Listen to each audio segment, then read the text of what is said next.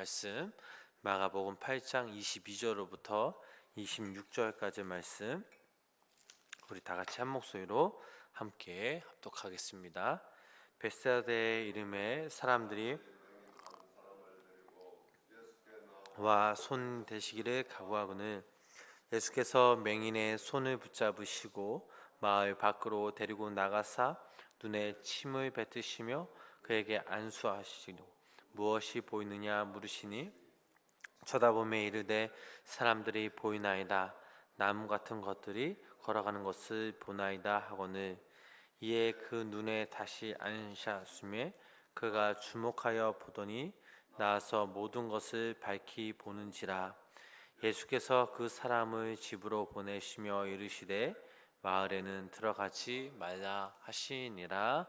아멘. 오늘도 거룩한 주의 전에 모인 우리 성도님들 삶 가운데 하나님의 크신 은혜와 사랑이 또 은혜가 함께 하시기를 주님의 이름으로 간절히 축원합니다. 오늘 저희들이 읽은 이 본문의 이 말씀은 벳세다 맹인 치유 사건을 소개하고 있습니다.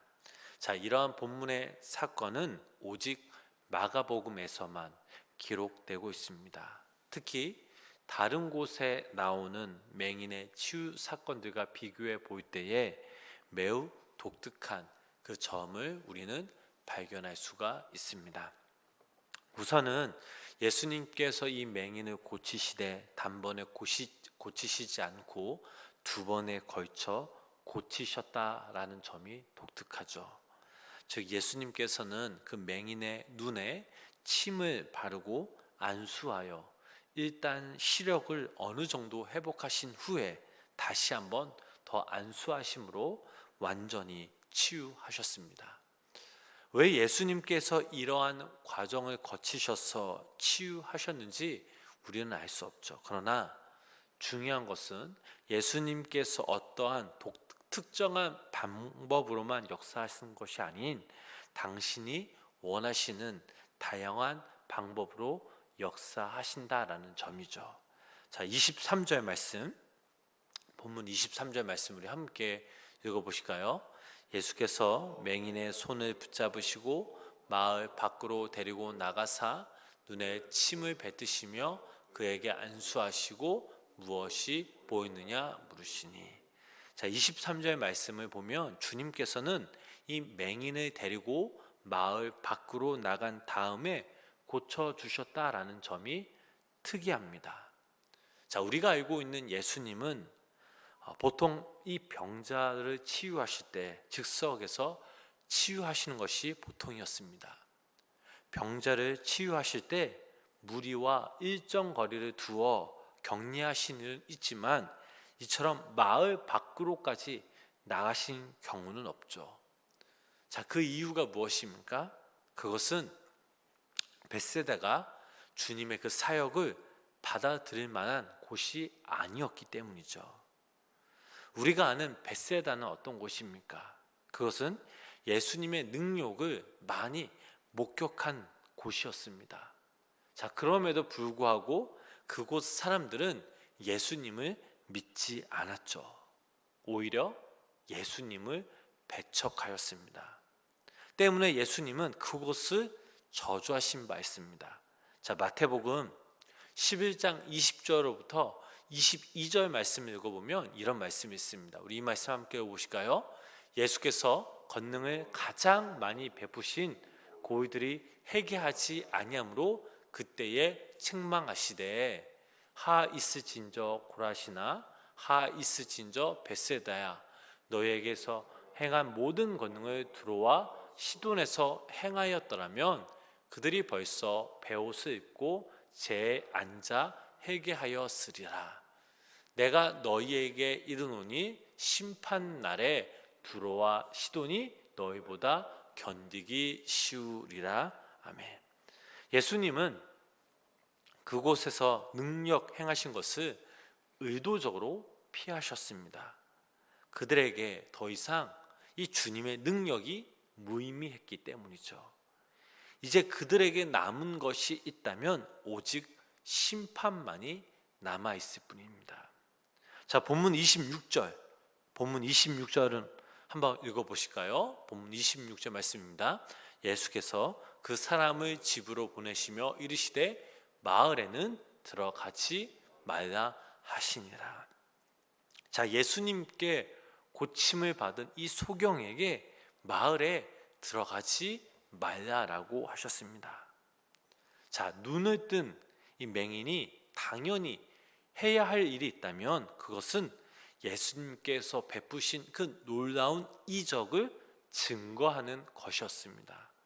자, 그러나 예수님은 눈을 뜬 이 사람에게 마을에 들어가지 말라고 말씀하십니다. 왜냐하면 벳세다가 이미 저주를 받아 은혜가 아닌 심판을 받아야 할 곳이었기 때문이죠. 여기서 우리는 한 가지 중요한 것을 깨닫습니다.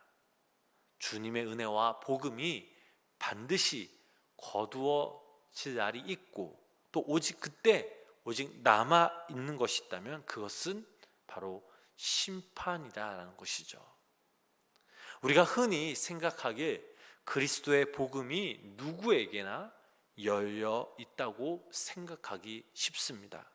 그러나 때가 되면 예수 그리스도의 이 복음도 거두어질 날이 분명 있습니다.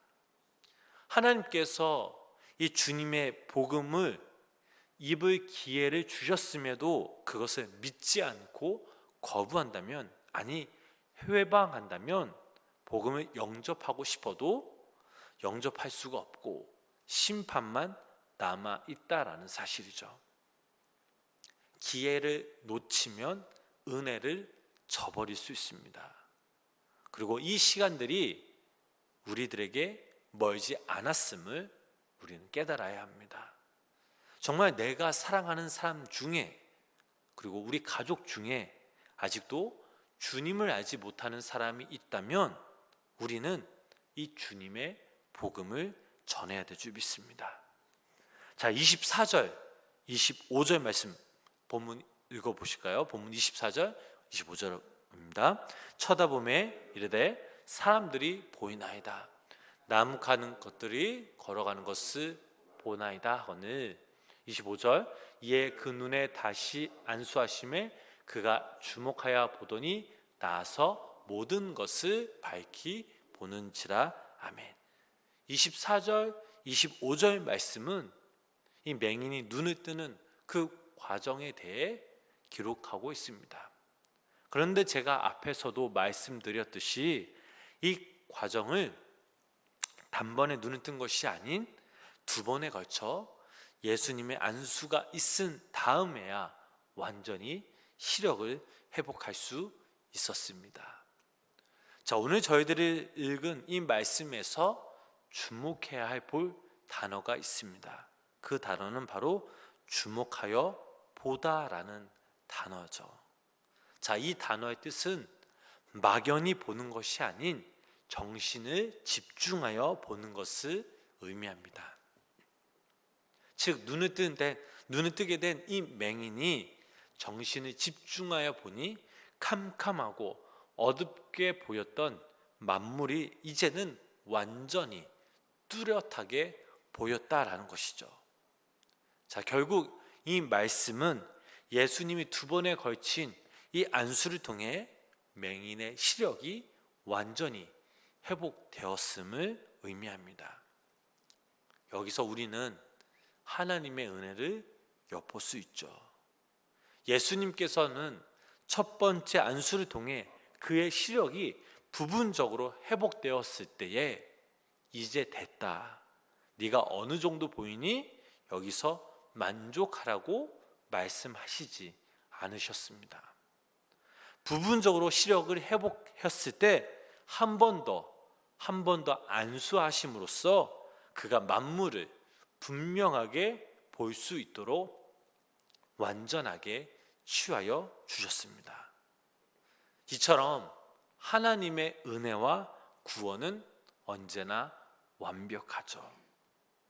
그러므로 예수님을 믿는 우리들 역시 언제나 우리의 삶 가운데 베푸시는 그 주님의 은혜는 완전하다라는 것을 믿으며, 비록 우리의 상황이 지금은 힘들더라도 우리는 인내할 수 있어야 합니다.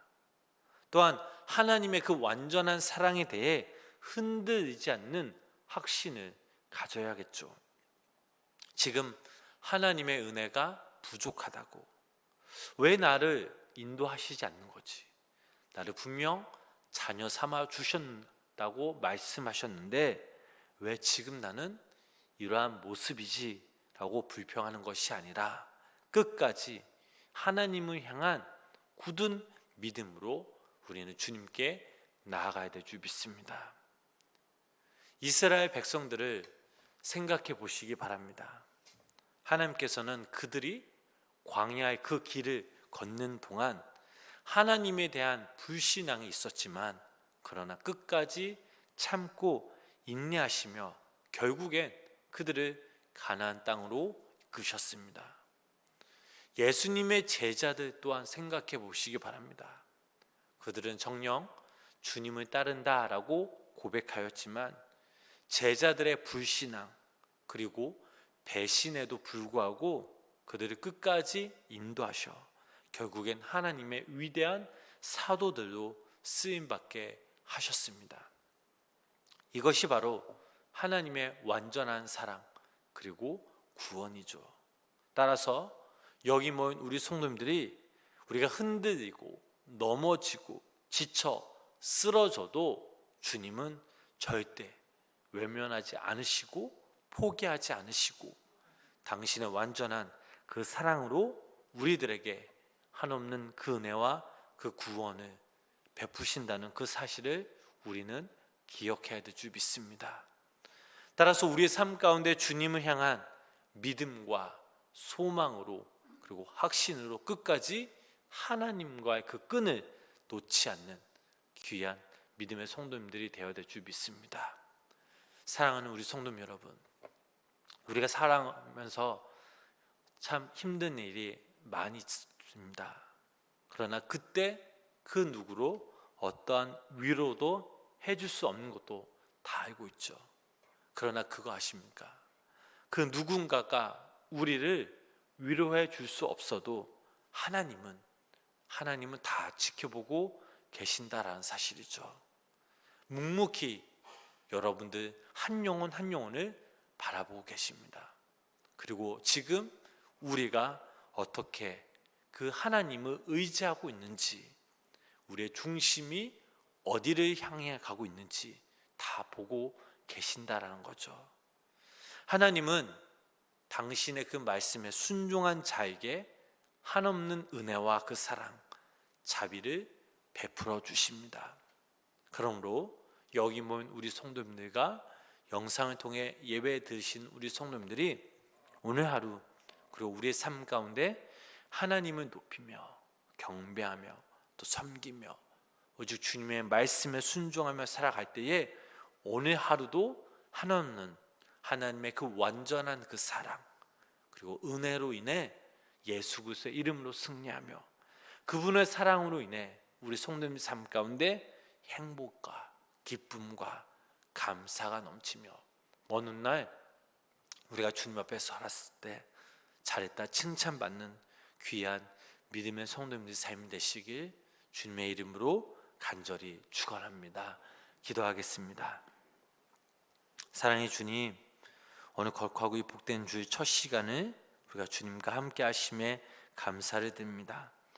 어제 또 우리의 모습을 돌아보면 하나님의 자녀라고 하면서 우리의 마음과 우리의 중심에 주님이 없었고 또 주의 말씀에 불순종하였고 또 우리의 불신앙으로 인해 주님을 의지하지 못했던 우리의 자신을 돌아봅니다. 하나님, 이 시간 하나님의 그 크신 그 사랑으로 우리를 긍휼히 여겨 주시옵소서. 이제는 우리가 천국 가는 그날까지 오직 주님만을 섬기며 주님이 주신 귀한 그 상황 가운데 믿음으로 주님께 나아가며 아울러 그 말씀에 순종할 때 당신의 한없는 그 은혜와 사랑으로 우리를 덧입혀 주시고 또 우리를 포기하지 않으시는 또 인내하시는 당신께 전적으로 우리의 삶을 믿고 장차 우리가 주님의 앞에 섰을 때 잘했다 칭찬받는 귀한 믿음의 성도님들 삶 되게 하여 주시옵소서. 오늘 하루 우리가 이 땅에서 살아갈 때에 우리의 생각과 세상적인 방법으로 살아가는 것이 아니라 하나님의 마음과 그 생각으로, 하나님의 방법으로 우리를 인도하여 주시고, 또 그 삶 가운데 주님이 하실 그 일들을 우리가 함께 기대하며 기도하며 그 하나님의 그 때를 기다리는 우리 모두가 되게 하여 주시옵소서.